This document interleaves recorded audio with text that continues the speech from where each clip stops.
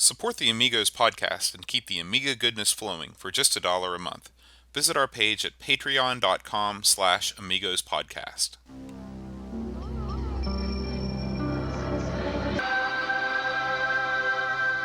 Amiga, the first personal computer that gives you a creative edge. Amigos, the podcast about everything Amiga.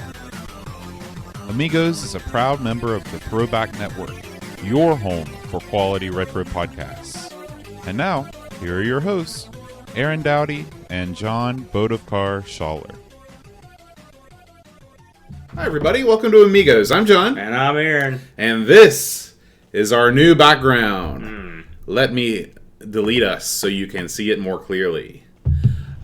This is a new background by Paul Kitching, famed 3D Amiga artist. The man, the myth, the legend. In fact, he wanted us to share that there is, Amiga 32 Germany is coming up next year. Nice. And he's creating the graphics for this and also the previous one. The date for this event, is it's almost a full year away, so you got plenty of time to plan.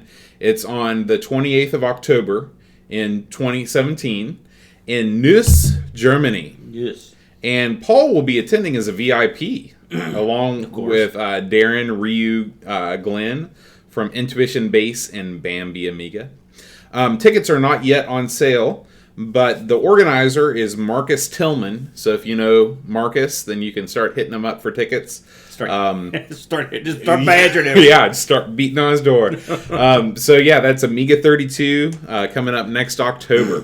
And be watching Facebook. I'm sure they've already got a group going for it. That's going to be a monster event. Yeah. Because the Germans, they do it. They dig do Amiga. it up. Mm-hmm. All the European countries are having these events. You're Poland, you're Germany. Ireland. They're killing me. Yeah.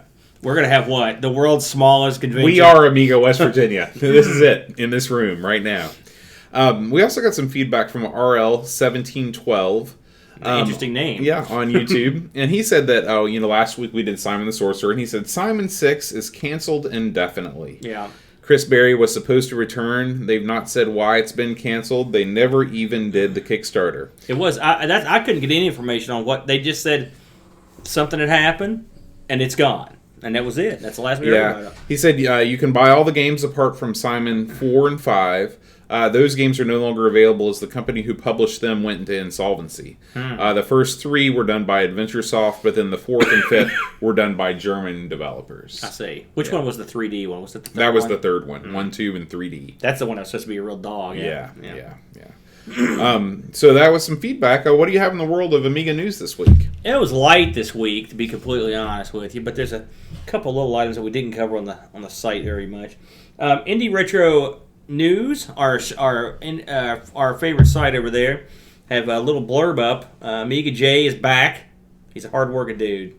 And he's got a rare puzzle game out on the CD32. It's the same old story. Just download it, burn it. The game is called Candy Puzzle, and it was better known as Kubo CD32. We talked about this, and I'm trying to think why in God's name we were talking about it. I think we were talking about Amigas and arcade machines. Mm-hmm. There was an outfit, were they German or were they Italian? Something crazy. I think they were Italian. That seems to ring a bell. That would have these Kubo CD32, like they're basically arcade-based CD32 systems. We've actually seen pictures of them, and apparently this was one of the games that was produced for it. And someone has taken the time to kind of translate it over to the Amiga. I'm going to give it a shot. Puzzle games. I like a good puzzle game now. We haven't really covered. We should add a puzzle game to it. That's not Lemmings. I guess that counts as one. But this looks pretty good. I saw some stills of it. And so I'll be giving that a shot. I saw a new Amiga game, a shooter, I believe, is in. They're releasing some sort of beta shots of it. I'll cover it more when it's a little more fleshed out, but it looks pretty good. But for the most, one thing I have been covering, and as a fella on the Google Plus forums that has been buzzing me about this quite a bit, they've been selling the vampires on on eBay. Mm-hmm. Have you been following this boat? I did. I did see that one of them I think sold for $700. And I think the most recent one sold for a little over $600. They've came down. They've sold I think $300. Mm-hmm. And I don't know what it means. To Miss New Orleans. I don't know what that even means either. But I don't know what that means that they're selling these on eBay before they're available. I guess it's a fundraiser still. That's sort of the way it was played up. I can see why people... It's the same thing, I can see why people don't like it because they're basically telling their fans, listen, we want to get as much out of these as possible. We don't want to set it at, a price that you might be able to afford. We want to make sure that we suck every last penny out of these. Well, but at the same time, they're trying to make a living just like everybody else is. Well, from the research I did, and I believe now these are all 500s, and I believe that they have a list together of people that have pre-ordered. Mm-hmm. Don't quote me on that. I know from what I heard, these guys were... I don't think these guys are money grubbers. I'll say that. I think they need this operating capital. Yeah. I'll be honest with you. I think they set a price too low for the demand, mm-hmm. this is pretty much what I've read. I think they were surprised by the amount of people that were interested in these, which is everyone, mm-hmm. and they have decided to they're going to have to sell some of these to raise enough money to keep the project going, given the amount of people interested in it. So I look for them to sell a few more of these. I would be surprised if we see more than a couple more before they start filling those orders, more thoroughly. I don't know if they've filled any of the 500 orders. I think these are all boards before they've been released, for sale. Mm-hmm. It's interesting. It's a new way of doing business. It's better than what Pebble is doing. I'm a fan of the Pebble watch, and I kickstarted their new... Is that what you're wearing right now? Yeah, I got a Pebble watch. I kickstarted the new version, and just to show how much Pebble appreciates its Kickstarter backers, they've released models to chains before they've delivered them to Kickstarter. So you can go to Target now and get a new Pebble watch, but I backed them and gave them the capital to make it, and I still haven't. Have they explained why they've done that? They say just because, again, it's all about operating capital. Yeah, and so I mean, I used to be heavily involved in the GP2X. Mm-hmm. It's a Korean system. It was a handheld, and the forum members and a couple of the guys that had, I guess, worked on a lot of the emulation crowd had decided to make a new version on their own called the Pandora. Mm-hmm. And this was at the time it sounded like a glorious device. Was this pre-Kickstarter? This was, yes. Mm-hmm. And so they funded it themselves, and I used to watch them go because they took pre-orders for X amount of these, and I used to watch them. This stretched on for literally years, and it was way years and years and years behind, 4 years behind. And at the time, this thing looked like a really neat instrument. It was going to have dual SD card slots. It was going to have a keyboard. It was going to have like a DS sort of style of mm-hmm. screen, and it's going to be a controller as well. But something you run into, and we've seen this just with the Amiga cases and the keys, and so, is the production costs are insane. Yeah, you're talking about for the molds and things like that. Sure, and the hoops you have to jump through are insanity.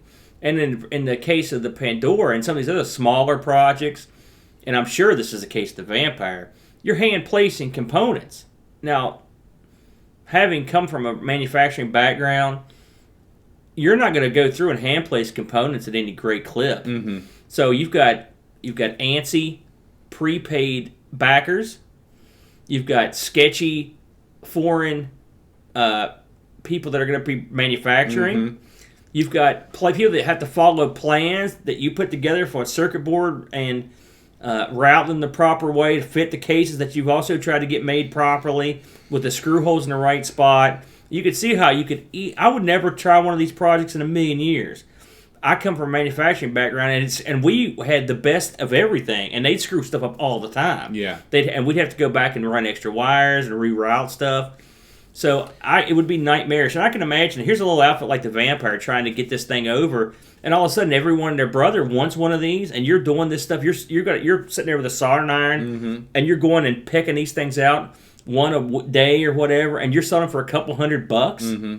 And your operating costs in them are $150, so you're making, what, $50-$60 a pop? Right. It's murder. Yeah. You know, it's nobody's murder. getting rich selling this stuff. Absolutely not. Yeah. Even the $600, which is a lot of money, if they were selling like that every time, they wouldn't have the demand that they have. So there's going to be a happy medium that sets in, or someone's going to come in that tries to alleviate some of the pressure about coming up with their own product, their own quote-unquote product. Or they'll figure out a way to do mass production at a cheaper price, and something will happen. Can you imagine? Because you toyed with the thought about going into something like that, and you know it. I mean, you know better than anybody. It's crazy time. Isn't it is. I mean, we had this plan. I don't mind talking about it now since it's not going to happen. But I pondered the thought of creating small kind of amiibo / Skylander sized models of the Amiga computers. Start out with the 1000 with the monitor and the keyboard and stuff. And I figured it would be kind of a fun thing we could brand with the Amigos logo and we could sell. The upfront costs just to create the molds, you're talking thousands and thousands and thousands of dollars. Yeah. And to make it worthwhile, you'd have to charge the guy in China that I talked to, Philippe, who actually Paul Kitching put me in touch with. He said, you're going to have to sell these for over $100 a piece to make your money back. And I was like, whoa. So that was the end of that dream. Yeah, so it was a rude awakening. Good luck to them. And really, the vampire caused a lot of excitement. I'm kind of over my initial high because I'm a realist, right? And I probably won't be able to afford one of these things. And I now understand why. I talked to a lot of our listeners that were like kind of on the fence on this thing, and I can understand why now. The more I've thought about it, it was going to enrich me playing Wings, or probably not. Yeah. And I'm not going to be doing anything that's probably going to take advantage of that particularly special ability that this thing gives out. But man, I'd give them all the credit in the world for keeping the ball rolling on it, and especially under the onslaught of pissed off pre-order people and angry mobs dealing with the internet. Yeah. Everyone gets mad real quick, especially when money's involved, right? So, site updates. We had a lot of, we've got a lot of great articles went up this past week. Yeah. Gary Hucker is diagnosing he tore down another Amiga 2000 and fixed a weird mouse issue that was going on. I read that particular article with a lot of interest. Did that give you any leads on how you could possibly fix yours? No, I still think that the chip is going on mine. That's what I think. Though Gary's lucky that he had a whole stack of 2000s that he could swap chips in and out with. Not a lot of people have that luxury. Well, this one's not socketed, the one I think, but honestly, I've got a workaround. Amiga's been working great, except for that issue. I can get by. Yeah, I know it's not the worst. I would like it to work, but. Speaking of other fixes that you did, you fixed your CD32 this week. Yes, a tale, quite a tale. I think I mentioned that I'd started on it last week, or I was going to start on it. This is all documented. If you want to slide over to the Google Plus forum or the Amigos podcast, just slide like that. Long story short, I had a major league crater in the board. Something had leaked in that board, and I don't mean internally. I mean something had leaked externally. Coke or something. It looked like I think it was coffee, right? And what it had done was it just sat on the board, and I guess the acidity or just the fact that liquid had gone in there, but it deteriorated that section of the board, and what it did was it severed. Probably 7 or 8 paths, lands through there. The only thing that saved me, because this would have been, I'm a pretty good hand with land repair, but this was heady work because they were gone. It was going to be a lot of patching, and the only thing that saved me was the place where the liquid had infiltrated the case was right near the expansion slot, and so, long story short, despite the fact that all these lands had been severed, they weren't going to anything of any import because they were going to that expansion slot. Now, bad news, I won't be putting anything in the expansion slot unless I go through and repair all those lands. But the good news is the cap that had been there had died, which I had a feeling it was a cap issue, having seen what it was doing. The flickering. Yeah. Mm-hmm. And so my new caps came in a timely manner this time, by the way, and stuck it in, and it worked right out of the gate.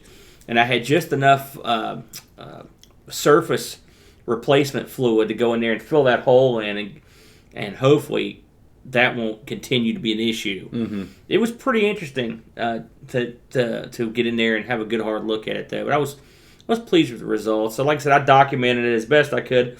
The video I put up was a little bit disjointed because it was recorded over 3 or 4 different sessions. And really the problem was that even when at the very start of the video to the end, I didn't know exactly what was going to happen.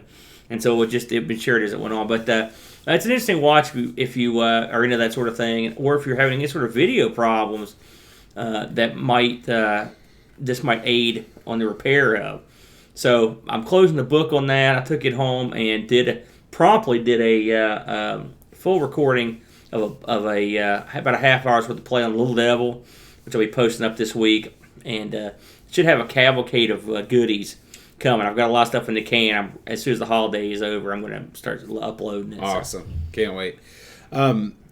Jason Warrens made his blogging debut here at the AmigosPodcast.com. He actually put up an article on how to hack your own Amiga 1200 power supply. And so he opens it up and he's soldering, and it's really impressive what he managed to do. It was very good. The power supply used, like I mentioned in a comment I made to him, it looks a lot like the ones that you get out of Japan or whatever out of the Far East for arcade machine replacement. You know, the old screw, the screw head thing. It's definitely a way to go. It's not. It's actually, if you don't want to bother with that connector on the back, it's a smart way to go if you want the truth. Yeah, it had crossed my mind with ours over here, but obviously he's a good hand, and it was a well done article, and it was very handy. So yeah, a very good debut for this fella. And finally, we have, in conjunction with our James Pond episode from a few weeks ago, Dreamcatcher has written the James Pond review to end all James Pond reviews. Man, I couldn't believe this freaking review, man. He investigates every nook and cranny of that game. You can tell that Dreamcatcher has always been very passionate about the Pond series, and it shows in this article. So everything that you could possibly want to know about James Pond, he goes into. It's incredible. Just the sheer length of it. It's amazing. Yeah. I mean, it goes on. It's like a small book. It is. He could publish it and bind it. Yeah. Pond was... I enjoyed Pond. Yeah. You know, did we get a lot of feedback on Pond? Yeah, I think that people enjoyed it. Yeah. I think people enjoyed it. And, of course, maybe for our Christmas spectacular, we'll go back and revisit RoboCod, since it has that Christmas theme. Yeah. Yes, for some reason. Yeah, and then we'll probably play some of the James Pond at the Olympics too, or whatever that's called, just for the fun of it, because we'll have a whole bunch of people over here. Games. Aqua the Games. Aqua Games. Number 1 in the hood, G. Aqua Teen Hunger Force. Is. All right. I used to watch that show too. Me too. Now it's terrible. What? It was probably terrible back then. I haven't seen it recently. Did it still make it? Yeah, they still make it. It's offensive on almost every level. Well, yeah. So that's it for the site updates this week. Again, we welcome Jason. Chris Folds may be making some new video content for us. He's figured out a way to capture video coming out of his 1200. Beautiful. He's very clever. Very smart fellow. So yeah. I'm sure that'll be entertaining. Yeah. So let's move on to the game. Beautiful. I've been looking forward to this one actually for quite a while. You know, did I even say what we were going to do at the beginning? You did not. So go ahead. This is the Fightin Spirit episode, by the way. I don't know. How did I start the show? You're like, hey, everybody, I'm Boat. That was it. That's all you need to say. Well, that's all that needs to be said. Oh, jeez. Fightin Spirit. Tell us about it. Fighting Spirit. Well, it's not fighting it's spirit. Fighting. There you go. Them's fighting words. Yep. It's written like a West Virginian style. Yeah. Mm-hmm. Fightin Spirit, released in 1996. A fighting game for your Amiga that shipped eventually on a 32X. Or a CD32, 32X. I was going to say, wow. Oh, yeah, this shipped on a 32X CD. Yeah. This shipped on the CD32 on a disc, a much welcome disc, I'd wager. It was also one on a CD. It was also came on 5 discs. It was put together by the story of this game is kind of interesting. The outfit that published it is a place called Neo Software Productions. They didn't do tons, to be honest with you. I looked into their achievements, but looking into them, I found out that they were not Light Shock's first choice, basically. And so I'll get into that in a little bit. So the development team is kind of a more interesting story. Light Shock. They didn't not Laser Shock. Not Laser Shock. Mistakenly identified them. They did not do much. They did really only a few games, and we're going to go into a couple of them, and we're going to play them all this week. They did Fightin Spirit, of course. They did another game for the Amiga called Black Viper. The Viper is coming. It's a motorcycle game. And they did a PC game, which is funny because this whole thing got started with an email I got from a fellow. He's like, "Hey, I'm working on a book for around Light Shock." And I was like, "Oh yeah." He goes, "Have you played any of their other games like Fightin Spirit or Pray for Death?" And I was like, "Pray for Death? I own Pray for Death, and I actually have the PC, which is their PC fighting game, Pray for Death." Which is it's not really the same guys that did this. It is, but it's the same outfit, but not the same guys. But it's a Fighting Spirit, I would say, is more of a Art of Fighting / Street Fighter / maybe a little Samurai Showdown sprinkled in. Whereas a little bit of World Heroes. Yeah. Whereas you Pray for Death is more of a Mortal Kombat / Killer Instinct. Does it have the pre-rendered sprites? It has or the photorealistic sprites. It has sort of like your rendered graphics with a fight engine that works off combos. Okay. So it's got a sort of that kind of a killer instinct, and it's also got fatalities and that kind of jive, And it's got an S&M chick. And the one thing about Pray for Death that I always found interesting is one of the player characters is Cthulhu. And so you can actually be a man-sized Cthulhu and you fight these other people. There's a guy called Maelstrom who has this like living armor, Then there's an S&M chick. There's a Bruce Lee guy. His name is Jan Fun. And they don't try to sugarcoat it at all. It's basically it says it's Bruce Lee. Some other characters. This game is, and I'm going to do a Amigos play on it this week, like I said, to show it off. But it's in a lot of ways it's graphically superior for sure. But in most ways, it's not really as good a game as Fightin Spirit is. So anyway, getting back to the main thing at hand. So Fightin Spirit. The Amiga has a long history of failure, or let's say mediocrity, non-success in the genre of fighting. Right. So let's go over some of the stuff that we've covered in the Amigos or Amigos plays. You got your Body Blows, your Body Blows Galactic. The one where they had them all. Right. You've got your Street Fighter 2. Right. You got your Mortal Kombat's 1 and 2. Okay. We've also not covered, but there's that one where you fight as animals. Do you remember what that was called? Paws of Fury. Okay. Which I've played that on other systems. Brutal. Paws of Fury. You remember that That's one? With the rabbit? Yeah. Now, I thought Brutal was as good on this as it was anywhere else. Which isn't that good. Right. We haven't played Brutal, but I've played it myself. I thought Mortal Kombat was okay. I thought Mortal Kombat 2 was pretty darn good, given the limitations of the machine. Street Fighter is hideous. Hideous game. Everything about it was garbage. Right. So where would we place this in the pantheon of fighting games? Well, this one, in my opinion, is well beyond probably all the other ones. It's if Body Blows was way better with it. I mean, it's more. It's more Street Fighter-y than Street Fighter in a lot of ways. This is the only fighting game on the Amiga that I've played that you could mistake for a fighting game on another platform. Absolutely. On another 16-bit platform. Absolutely. Now here's the sort of amusing thing about this game. After all these other guys tried it, it took Italians to get the job done, folks. These guys are all out of Italy. I'm going to try to go over a couple of their names just to give them the credit they deserve. You've got The artist or the coder is a guy named Dario Marola, which I love the name Dario. If you're a Lucha Underground fan, the graphics guy is a guy named Roby or something like that. No, Giaconto Palentina or Palentia, and I got to give this guy credit. The graphics are top shelf. Now I don't know who sings the little opening ditty. Fightin' Spirit, spirit of fighting, yeah. They're a better singer than both. That's a fact. Let's just set the game up because we're kind of all over the map here. So the game comes on. All right, the music it kicks up. Right, yeah.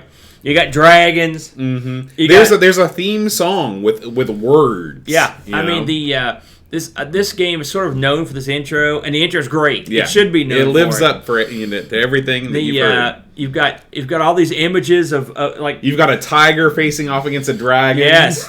And it's awesome. You've got claws that come across the screen at one point, and blood comes out of the scratch marks, like a la, Bruce Lee. It's like I was telling Bo when we were sitting through it for the Amigos play. It's like if you were an old fan of like Bloodsport or Kickboxer or any old Cynthia Rothrock movies, those cheesy like English karate movies. They always had that cheesy song in them. Yeah. Like remember the Karate Kid? You're the best. Whoa! That one is pretty cheesy, but that's not cheesy enough. No. This is way cheesier than that. Yeah. And it's great. It fits the genre perfectly. And this game feels like it should have came out in like say 87. Instead of when it did. So it comes up, and then you've got the kind of this introductory screen. This game has a real long, convoluted backstory. All the characters have backstories. There's a story mode, and the story mode has graphics. It's just like our fighting would do something like that, where they'd have the guys and there's a couple fighting games that would have plots. Most of the plots are always sort of at the end. It's like, oh, you won, and here's what happened. Right. This has that. But this one goes into what you're doing, why you care. Like, example, the girl that's in the game. At the beginning, she's swimming in this pool. It says she's training undercover for, like, the government. Okay. And then she gets a call on the screen from the government official. And it's like, okay, don't tell anyone what you're doing, but we're going to send you this fighting tournament. And it always struck me as funny because she's in this huge aqua arena. And there are people, you can see them in the background sitting there. So I guess this is the least secret mission of all time. He's like, don't tell anyone outside the aqua arena. So the only thing I can figure out is A, no one's paying attention, or B, the government has a huge aqua arena, right, complete with dolphins. And all those audience members were all government employees. That's right. Waste, fraud, and abuse. Something else I like about her is all of her offense is aquatic arena driven. She throws starfish. Yeah, she turns into her a dolphin. spirit animal's a dolphin. Yeah. So it's pretty slick. Yeah. But so each guy has a little mini movie. At the beginning. I mean, it's just slightly moving stills, all right, that shtick. And another one I like is the very first guy. I can't remember his name. The blue-haired guy. Yeah. At the end of his old master dies, and this guy looks up and he's going like, oh, and he's screaming, and water. The only thing animated is just water coming down his face. He's teared up. Very anime. Yeah. I mean, it was so silly. I thought to myself, who's going to be afraid of this guy? He's literally crying buckets of tears. So anyway, you come to the main menu. You've got Fightin Spirit, and you've got your options at the bottom, and they're a robust series of options. So there's the first problem that I ran into this week when playing this game. There is no NTSC version of this game, so I loaded it up on my Amiga, and I could play it pretty well, except for the fact that I could not see any of the option screens. I couldn't see what game I was starting. I couldn't see what my options were. I couldn't set up the joysticks. Couldn't do jack squat.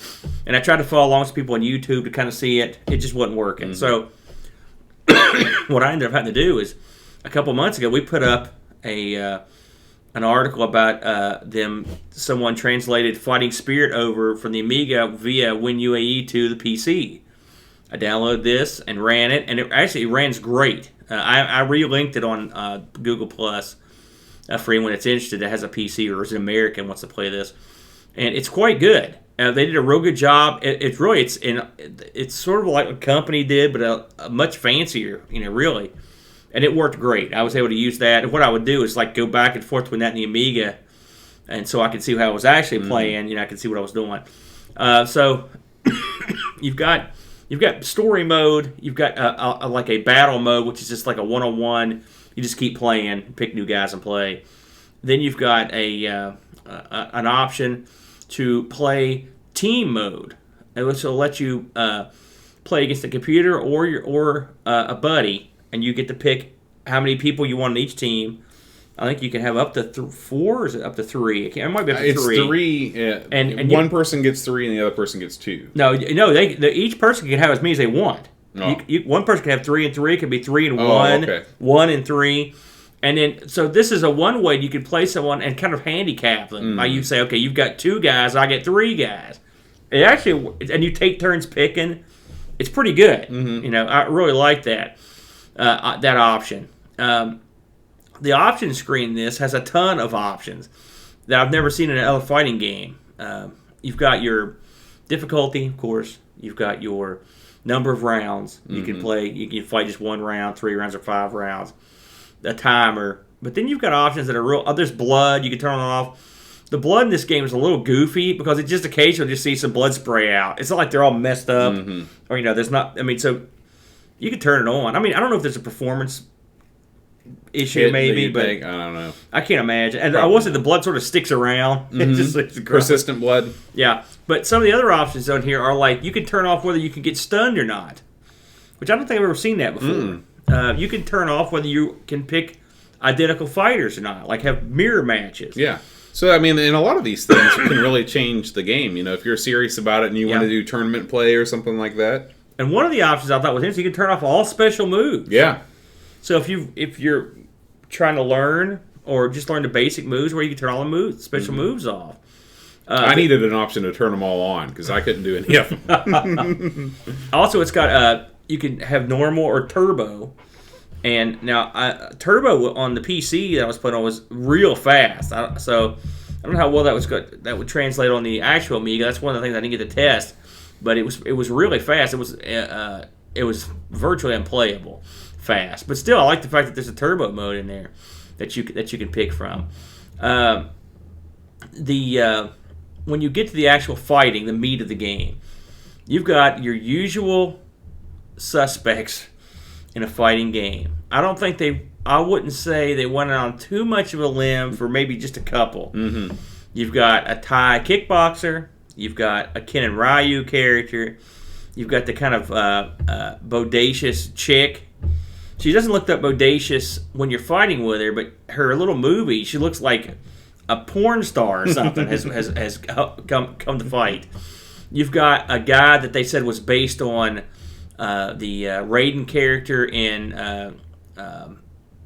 Mortal Kombat? No. In Big Trouble in Little China. Oh, okay. Then you've got a guy that's an interesting character. I think this is the interesting guy. There's a guy that the makers of the game say blatantly was based on Freddie Mercury. And he sort of looks like a real very kind of muscular, kick-ass Freddie Mercury, Then you've got an old master guy. Yep, there's Guile, military. There's a military guy. And then you've got the two main spirit fighters, which are a tiger and a lizard. I guess like a lizard, dinosaur, dragon sort of thing. They're pretty interesting, actually, to have in the mix. And so the game is your usual tournament type gimmick. You go through, you try to beat your guy in however many rounds you've got set up. The fighting is how would you? I think it's it's not great, but it's right up there with the really terrible fighters that you've seen on the Genesis and the Super Nintendo, which puts it leagues ahead of Body Blows or the other one-button games that are available on the Amiga. Because even the worst of those 16-bit games, they still have, when you press buttons, they actually map to what you're doing on the controller. I found the moves to be difficult to do. Aaron had much more success than I did, and I just put that down to the fact that he's better at fighting games than I am. It would be interesting to see Brent, Aaron's brother, and Jamie, who hasn't made an appearance on the Amigos yet, but another one of our friends who are really big fighting game fans, how they do with this. I think with time, enough practice, I think this could be an interesting fighter to get good at. I think maybe you would like it more if you were better at it. I think I would too. That's most things in life. Yeah. I looked over a moves list for this, and which I also posted. I posted a moves list, a link to an Italian site that has a lot of really good information on this, and on the Google Plus, and I'll post it along all of our outlets. But the moves list helped, having looked over it. But I mean, it's a robust moves list. Yeah. Honestly, this game is also noteworthy that it supports the CD32 sticks for 4 buttons. 4, 2, and 1 button support, which is, hey, they covered all their bases. Right, but when you do the 4-button support, it's not like you're getting extra moves. You just map the punch and the kick to an extra button. Right, but there's no weak and strong. It makes you easy. Well, actually, there's quick and not quick. That's the way it's phrased. Mm-hmm. I hooked the 4-button stick up to the Amiga, and it helped. When we were using on your machine here, I liked to be with 2. I thought 2 was a little bit easier for me to get a handle on. But I like the idea that they at least support all the different various controls. Yeah, and I think, when you think about the top tier fighting games of the 16-bit generation, there's Mortal Kombat, and there's Street Fighter, and there's Fatal Fury. Wouldn't you say those are the top 3? So there's, again, Mortal Kombat, Street Fighter, and Fatal Fury.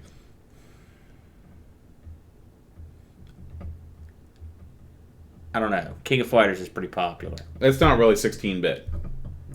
16, but yeah, I would say you're right. And and if you look at all 3 of those, they all have, very delineated button systems. It's 3 and 3, strong, weak. And without that, there's no way that they'll ever be as good, as those. And that's why I kind of rank them below the top echelon.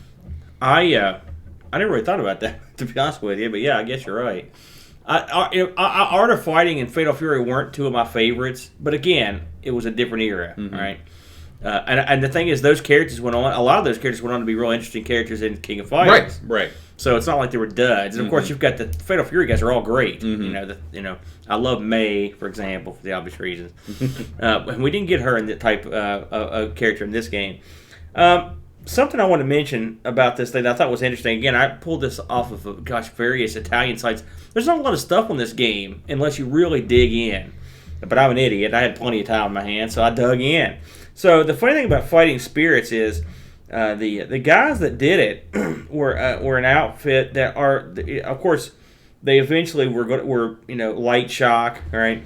But they were Laser Shock. No, they were actually an Italian group of guys that were called Dynamic Style. That sounds like a 90s Italian developer name. Yeah, and so they ended up hooking up, or were brought in to work with Shock on this. And again, I don't think they had much to do with the other games, from what I could tell. And they also mentioned, and the article I read mentioned that when they were trying to get a distributor for this, they ended up picking the outfit they ended up with, who mainly distributed in Germany, and it was really hard for them to even distribute their game in their own country. And so you can imagine why we never got it here. So some wackiness there. This has got to be in the top 5 best Amiga games that never got an NTSC release. It's a shame, really. It is, because I think this game would have been, of course, 96, I don't know how big the Amiga fan base was anymore in the United States. Yeah, but the something else I read in an interview with the artist, he was saying that he actually did all this, the whole game was all drawn up with Deluxe Paint 4. Mm-hmm. And he said he used a mouse to draw the whole thing. He did all the art for it, and all the parts he did, which is apparently the lion's share of it. So, if you think about that, that's got to be a good hand. Yeah, I can't imagine that. No, can you? To put that together. So I'll give that guy credit on that. The Game, of course, lets you choose from various backgrounds and locales. They're all very nicely drawn. Yeah, they do. They look good. One thing the fellow mentioned in the interview was that this game, it's funny because I'm like you, I didn't even notice this until I read it. I'm like, oh yeah. This game, and I noticed it on other games right away. So this game has no parallax scrolling. And when they asked the guy, hey, where's the parallax scrolling? They literally couldn't fit it in. They just did not have the juice to do it on the Amiga. They said that with the sprites being so large, and there's a lot of stuff going on that they couldn't put in parallax scrolling. Normally on a fighting game, if I see one without parallax scrolling, that's a dud. I'm like, this is crap. Yeah, but even though they lack that, the backgrounds are still animated. Yeah. You've got, like, I just remember the when you're fighting at the beach, you've got the snack wagon there, and the sign is flashing and things, and I didn't miss the parallax scrolling. To be honest with you, sometimes I just get tired of parallax scrolling. Every single Amiga game has it, and it's that's, at a certain point you're like, what are we even doing here? Well, a fighting game though, it's sort of a staple of fighting game. But like I said, this one was so well done, or maybe I don't know what it was, but I didn't even notice. Yeah, the guys are. I got a thing for real beefy, big sprites. You can really, I'd say, hey, you know why I like Sword of Sodan? And a lot of people crap on that. They're big, huge guys on the screen, and it's neat to have a big, huge character that you're controlling. Yeah, and this game's got big, beefy, beautiful characters, well animated characters. They're very nice. And that makes it a lot of fun. The game also features like a Hall of Fame. It saves high scores. There are some cheats that you can add additional stuff into this thing. I never got my name on the high score list, to be honest with you, to try them, but there's some cheats out there for it, and that give you a couple extra things. And apparently there's a cheat that no one's ever found that shows all your characters when you play them as kids, sort of like your what was it, Final Fight Zero or Kids, like the chibi versions, the little, and something else this has that we didn't mention is the little in-between screen loading. Oh yeah, those are something else. They're right out of some kind of an anime thing. Yeah, they're just little 5-second sequences of a guy, like he's fantasizing about a girl and then gets hit by a brick. Or there's one where he raises his arms up and bricks fall out from under his arms. The bricks are always involved. Then there's one where the girl is walking a dog that I've seen. There's a few other ones in there, but there's a lot of again. You hear me say this over and over, but it's true. When it works. Attention to detail. There's a lot of the backgrounds in this. I mean, there's no doubt about it. As we sat and played it, it's heavily influenced by Street Fighter as well. And a lot of the backgrounds are Street Fighter-y. Yeah. The Arizona one comes to mind with the helicopter. It looks a lot like Guile's. The one thing it's missing is it doesn't have any of the destructible elements. That Street Fighter did. The music was solid. I enjoyed that. For some reason on the 1200, my version, it didn't have any of the music. So hearing it here for the first time, it was good. I liked it. You didn't hear the intro song? I'd seen the video of that, so I'd heard that one, but I hadn't heard the other songs. So I thought that stuff was. I thought it sounded real nice. The CD32 version, from what I've read, is exactly the same as the other versions, except that they have CD music. So I'm hoping to kind of grab the ISO of this and maybe have a look at it sometime. Just listen to the music off of it. But the music you had was pretty solid. Yeah, I thought it was real very good. Nice. But overall, I like the speed. I like the touches. I mean, we talked about this during the live stream. There's if you played the old Street Fighter on the NES, or the Super NES, and the Genesis, and one of the things that I remember getting omitted a lot, and this is going to sound real nitpicky, when Guile in the arcade, when the character Guile in Street Fighter 2 jumps, he does this sort of rolling half turn in the air, right? He'll jump up and kind of remain stationary and then flip at the last minute. And when he came home, a lot of versions of him didn't do that. He's the only character that did it, all right? And people noticed. It wasn't like I just came out with it, but it was like, that's kind of a letdown.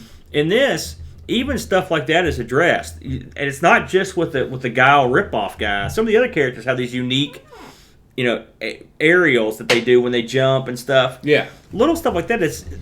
These guys really put a lot of love into it. And from what I wrote with the interview, this was their life. And they were disappointed when the game didn't do that well. But it was a combination, I think, of. I looked at reviews for this. I only found one review. So it's not the easiest game. Apparently, it just did not have an audience. Yeah. and you had distribution problems. You had the fact that they didn't send it to the United States. I'm not sure how much it got distributed even in the UK. Right. And maybe someone can write in if they saw a lot of them. I know when I priced it on eBay, it was pretty tough. I found 3 copies. I found 2 copies currently for sale, and they were both in the ludicrous range of wanting hundreds of dollars. I mean, ridiculous amount of dollars. And then I saw one that had sold, and even the one that sold went for like somewhere around $80. So it's not a game that's out there that much. No. But if you got it, hold on to it, I guess. But the review I found was pretty solid. They were a lot like us. They're like, it's the best Street Fighter clone we've seen. It's not as good, but it's pretty good. Right. And it's probably the best you're going to do on what you've got. Yeah. When you compare this to the official port of Street Fighter 2, there's no contest. Right. You mean if like on the Super? You mean on the Amiga? Oh God, no. Yeah. I can't think of anything that I hated more. Yeah. Because that's a game. It's one thing when you've played a great game. At least this game came out of nowhere, and debuted, and you're like, okay. And if it sucked, you'd be like Body Blows.